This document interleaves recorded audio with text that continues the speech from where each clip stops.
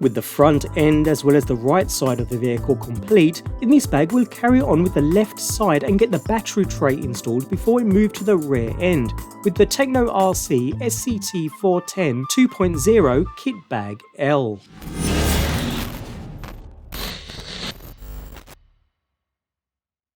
Compatible with both 2-cell and 3-cell battery packs, the contents of Bag L consist primarily of the large battery tray that will help fill out the left side of the chassis. We also have some extra mounting hardware and the steering linkage which needs constructing too, so let's get straight on and start with the battery tray itself.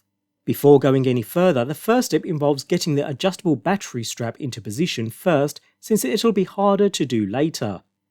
So with that in place, we can proceed to lower the entire assembly down onto the left side of the vehicle in this orientation, before securing from the top with 6 6mm flathead screws.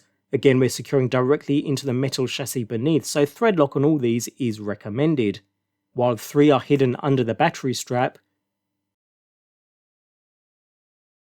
after which we can pull the strap closed. Next, we secure the front of the side guard down with a single 6mm button head screw, again with thread lock, and another thread locked 6mm button head screw on the rear too. And that's all there is to it, battery tray and left side guard installed. We do have some extra small plastic pieces that act as wire guards too, keeping trailing wires neat down the middle of the truck. So we'll go ahead and get these in place loosely for the moment, considering the electronics aren't installed in my example just yet. One in the middle inner side of the battery tray with a single 6mm button head screw, and a second a bit further down, again another 6mm button head screw, no thread lock on these as they're going into plastic.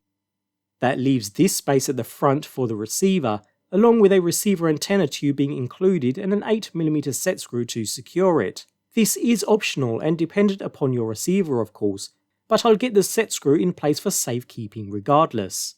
The receiver area can then be covered with its top plate and secured into position with 3 6mm button head screws, again going into plastic, so a nice snug fit is all that's needed here.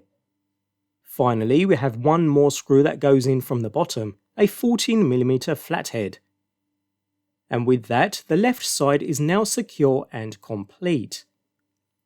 All that's left at this stage is the steering linkage. This is rather simple to construct by screwing into one linkage end, taking care not to go in too far and to go in at a completely straight angle, before screwing on to the opposite side, ensuring a 1mm gap is left in between, and then proceed to install a pivot ball either end.